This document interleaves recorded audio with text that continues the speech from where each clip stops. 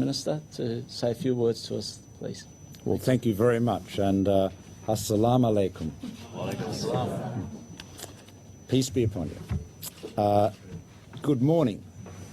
As you know, we've been planning this visit since November last year. Immediately following the Paris terrorist attacks, I received a letter from your Executive Director, Neil Aiken. And his letter read, and I'll read it to you. On behalf of the Muslim communities of Victoria, the Islamic Council of Victoria would like to thank you for your words of leadership and welcome your fresh tone and positive narrative in regards to the threats of terrorism and challenges of extremism in today's world.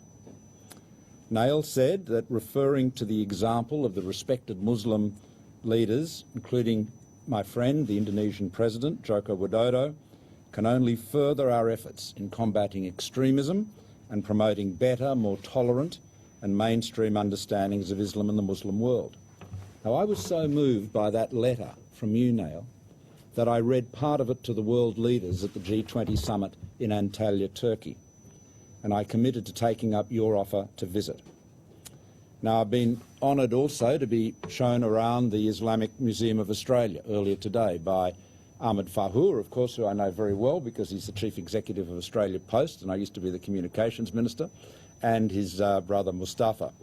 That museum plays a really crucial role, I believe, in acknowledging the enormous contribution that Muslims have made to Australian society.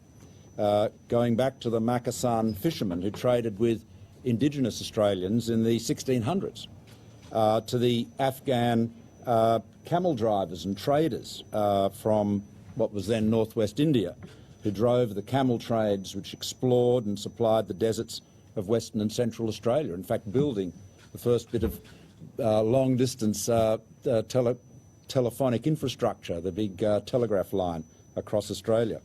And of course to the teachers, business leaders, politicians and community leaders like yourselves today.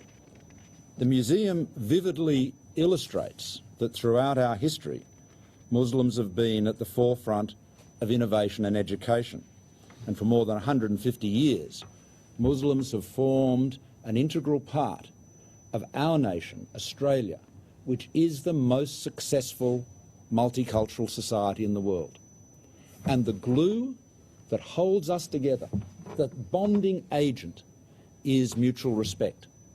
And mutual respect means exactly what it says. It's a two-way street. It means you respect others and they respect you. It means you seek to understand others and they understand you. It means that you, in every one of us, is enriched by the cultures and faiths of our neighbours. We are enriched by that diversity.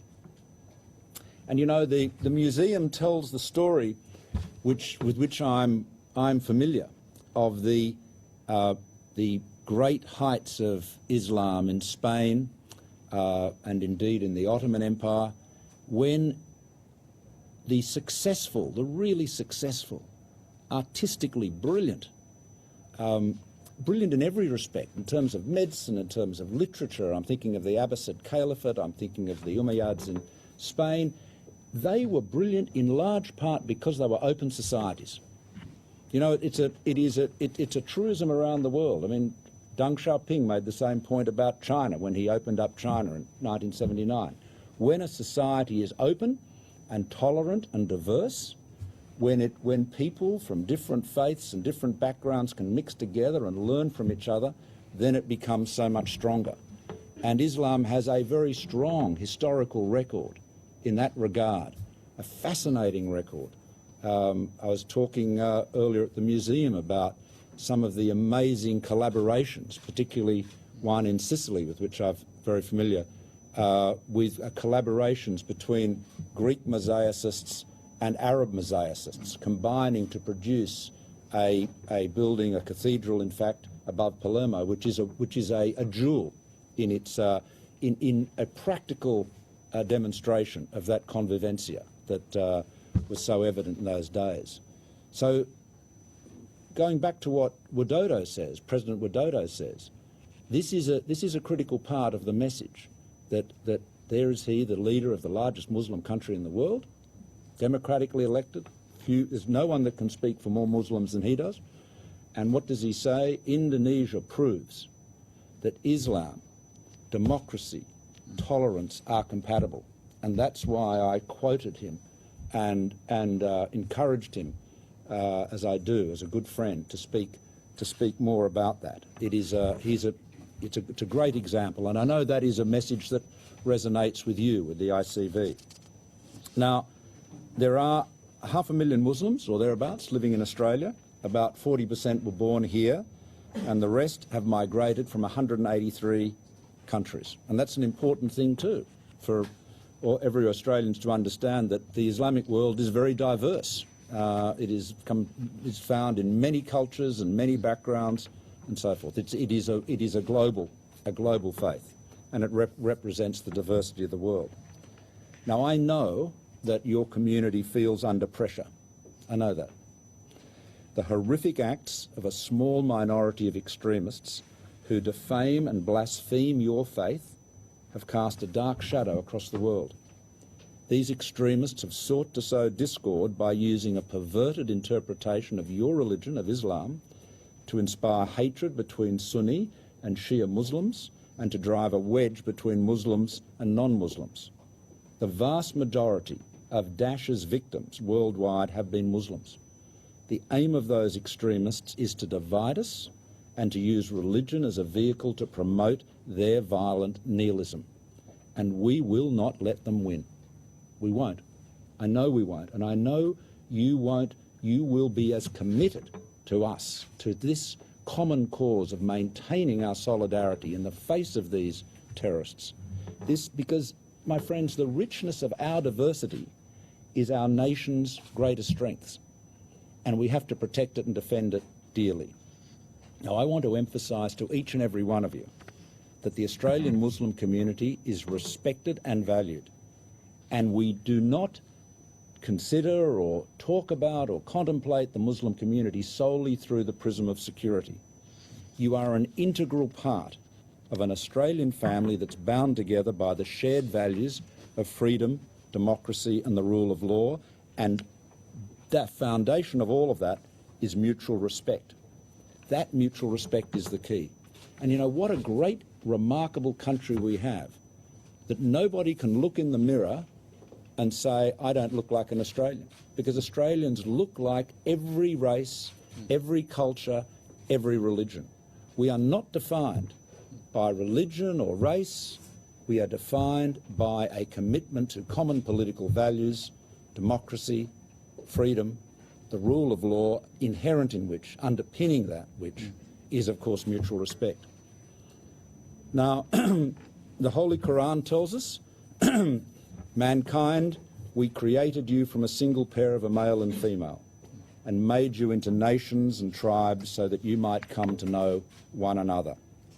Our humanity and our destiny are tied to each other. As citizens of this country, we all have a shared responsibility to participate in improving our society.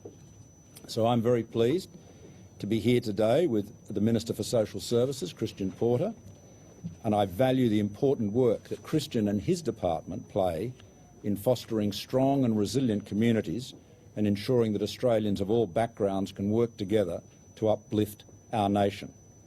And it's important to acknowledge the stories of Australians who contribute to our country every day. And they include Muslim Australians, like Ridwan Jadwat, who's joined us this morning.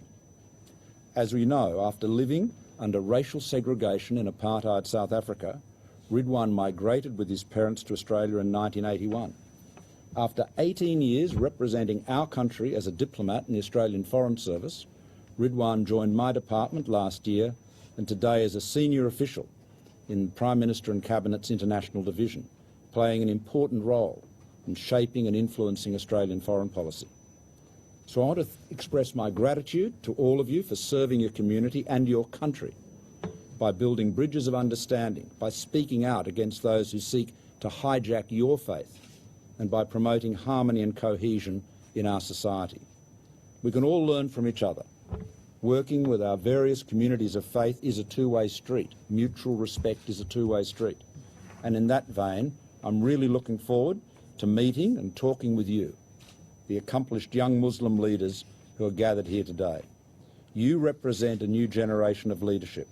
You have an unprecedented opportunity in shaping a more prosperous and safer future for all Australians. These are the most exciting times to be an Australian. These are the most exciting times in human history. But to seize those opportunities, to enjoy that diversity, we need to maintain that mutual respect, that harmony which the mutual respect builds.